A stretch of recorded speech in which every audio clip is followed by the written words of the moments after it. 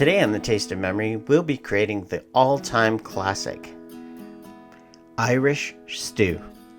So stick around. This warm, stick-to-your-ribs stew is jam-packed full of flavor and fragrance. By combining the herb that never fails the senses, rosemary, and its counterpart, the herb for the ages, thyme. When these two Goliaths get in the kitchen, the essence in the air is magical. Welcome back to Taste of Memory. With St. Patrick's Day just around the corner, what are some of those classic dishes that we think of? Corned beef and cabbage? Or perhaps shepherd's pie? Or mom's famous boiled dinner? Well, what about hearty Irish stew? Let's get making it today in the Taste of Memory kitchen. Thanks for joining us. Just before we get to our recipe, I want you to come with me back in time for just a minute. Back to when family and loved ones gathered around a warm hearth with a nice fire blazing. When homes were just simple structures made out of stones and thatched roofs, consisting of one room, but in the kitchen was where everybody was gathered all the time by the fire, where everything was cooking. Stews of the time were known as perpetual stews, that as they were being consumed over days, new ingredients would be added to top it up. Mutton, or lamb if you're lucky, was the meat staple of the day. Lamb was favored as the lighter taste, and a more tender alternative, being less oily and not as strong tasting as the adult sheep, the mutton. For our stew today though, we'll be using something a little different. Our meat substitute will be a sirloin tip roast, 3 to 4 pounds in size.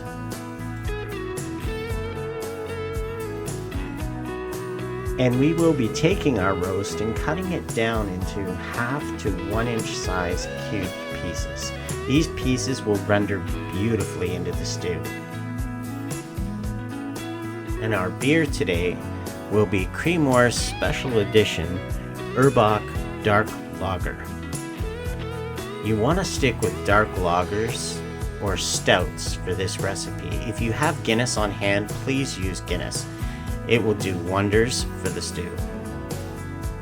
And the rest of our ingredients are 1 teaspoon of garlic minced fine, 1/2 a teaspoon of salt, 1/2 a teaspoon of black pepper, and 1/4 cup of all-purpose flour.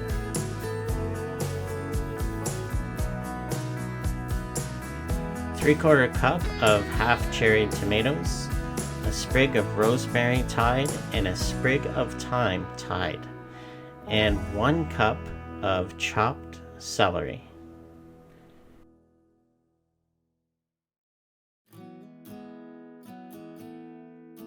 Next, we have 24 to 25 ounces of beef broth, then 1/4 cup of smoked bacon, and 1/4 cup of tomato paste.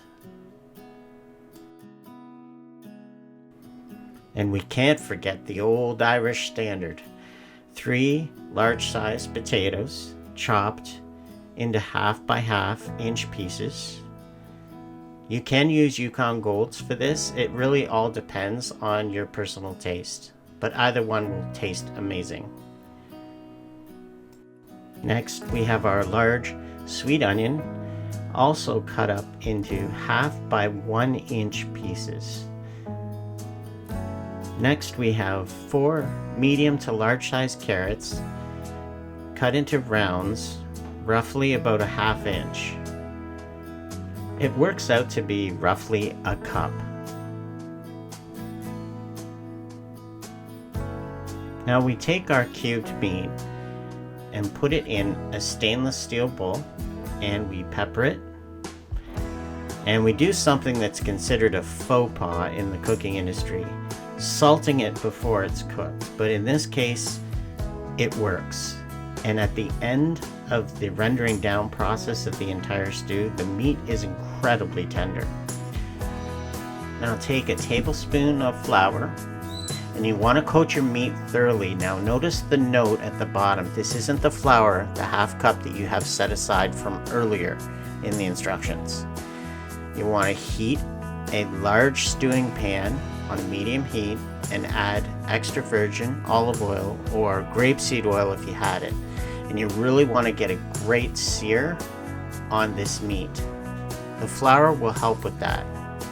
Searing the meat like this helps to seal in all the flavors, and it also prevents the moisture from getting in there, turning your meat to a more tough type consistency. We want to avoid this. Notice how this meat is really starting to brown up. Look at some of the brown portions in there. So everything is really nicely getting sealed in. Now you're going to want to remove your meat from the pan, set it aside, and then we're going to begin with the vegetables. So we're going to start here with the onions. Same idea. We want to get a nice brown sear on them. We want everything brown. In goes our garlic. We won't have to remove any of the vegetables at this point. Now we're just going to keep adding to the vegetable body of the stew. In goes our cherry tomatoes, of course halved. And at this point, we're beginning to set up so many wonderful aromas in the room with the onions, the garlic. You know, just everything is really starting to come together. Now we're adding our bacon, and this is just really going to take off here. Now for the next few ingredients, it's just going to be adding and browning. So you know what? I'm going to stop talking and just let you guys enjoy the show.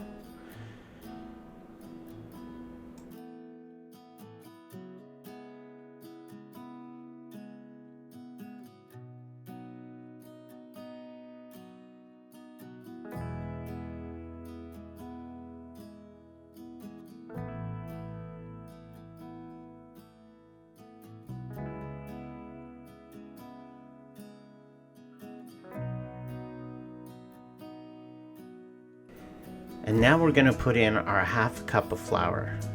Now don't let this process scare you. For a while since I've been working in the kitchen, I was terrified by this method of making a roux because I thought, oh my God, everything is just going to burn. But no, it really works well. It really is the way that it is done. You just have to trust the process.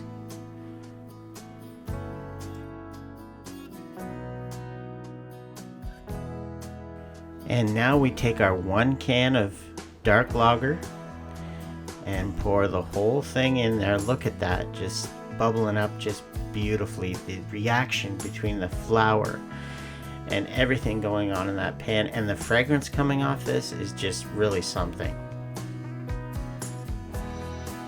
The beer is going to marry beautifully with the flour, and you'll see in short time you'll end up getting a good bodied roux taking place. And in short order, this is what you have. This is the ideal roux for this stew. Next in our broth. Just thinning it up a little bit, but not to worry, it's gonna thicken up in no time again. Give it a little stir.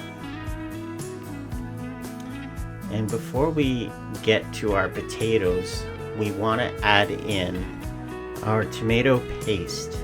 And now the richness of this stew is really starting to build. And now in with our old Irish standard, the potato.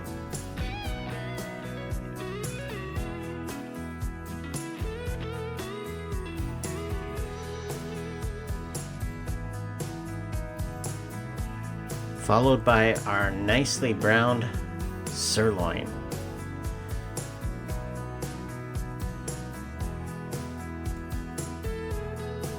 And after we stir this around just a little bit, we're going to want to take our sprigs of herbs. Now notice that I took the thyme and added another sprig from the original one.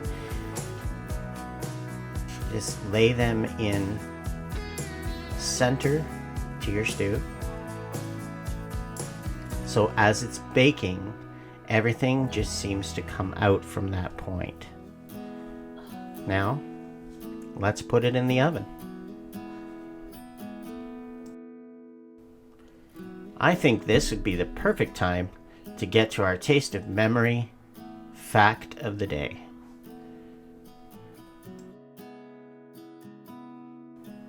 Did you know green is a great color for caregivers to wear? It is the last color dementia patients lose the ability to see. It is also calming and invokes feelings of generosity and relaxation. And after 2.5 hours on a slow roast in the oven, take a look at this. The tenderness of the meat in the stew cannot be overstated. How everything in this stew has come together is perfect. Look at that little piece of rosemary there. Remember earlier we had talked about the perpetual stew? Well, this is really the true consistency of how a stew would have appeared back then. Everything on the sprig that I've just removed, every little piece of the herbs, they've all been drawn off over that cooking period. This stew is just so ready for you to try. And now, the only last thing to do is serve and enjoy. Now, some of you may be asking, what does Irish stew and Alzheimer's and dementia have in common? Well, not just the fact that it was cool to do something for St. Patrick's Day, and Irish stew was automatically on the list. But here are some of the reasons that the colors and the soups and stews can help benefit those who suffer from Alzheimer's and dementia. Let's have a look. Stews and soups can be easily prepared ahead and stored in airtight containers and frozen for those times when there's just too much on the go. They can be easily thawed, warmed up, and ready to serve in no time. Stews and soups have great nutritional value, and the aromas they emit can be very inviting, helping to stimulate appetite when interest may be lacking. They can also be easy to consume when motor skills may not be the greatest. Using a spoon takes the complexity out of having to work with a knife and a fork combination. The color green is great for caregivers to wear. It may reduce anxiety and helps to promote a calming feeling. I want to thank everyone for being with us today, and especially wish you a happy St. Patrick's Day, and make sure, stay safe out there, have a good time, but most of all, stay safe, and see you again soon. Thank you.